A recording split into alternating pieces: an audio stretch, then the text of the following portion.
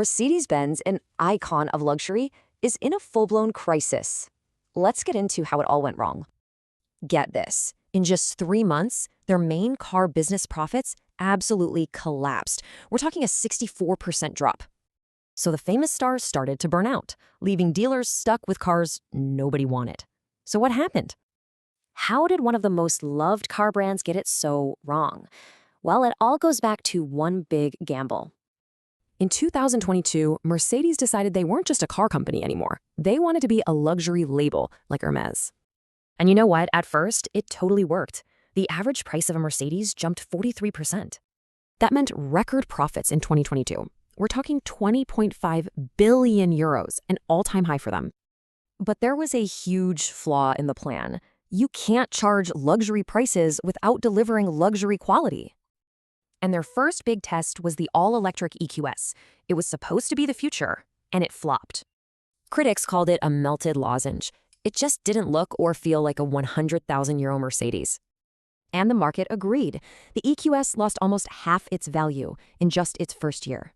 Ouch. But the problems went deeper, right to the heart of the brand, AMG.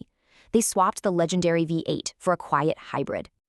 Turns out, AMG buyers want emotion, not a vacuum cleaner. Sales tanked, and dealers were left holding the bag.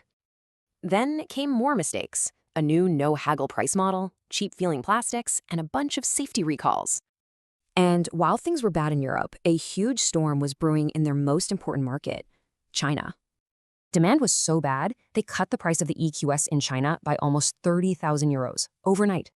They just couldn't keep up. Chinese rivals were launching new cars twice as fast. Mercedes looked ancient.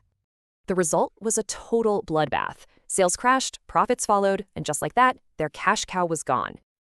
So with China gone and new US tariffs hitting hard, Mercedes was suddenly in a two-front war. To stop the bleeding, they went into emergency mode, massive cost cuts, job reductions, even selling dealerships. And here's their biggest weakness. Unlike rivals, there's no anchor investor. They're totally exposed to the market. Backed into a corner, management made a huge U-turn. The strategy had to die for the brand to survive. The comeback plan? A return to core values. They're even bringing back the V8 for AMG. So they're betting the farm on this return to their roots. But you gotta wonder, is it already too late?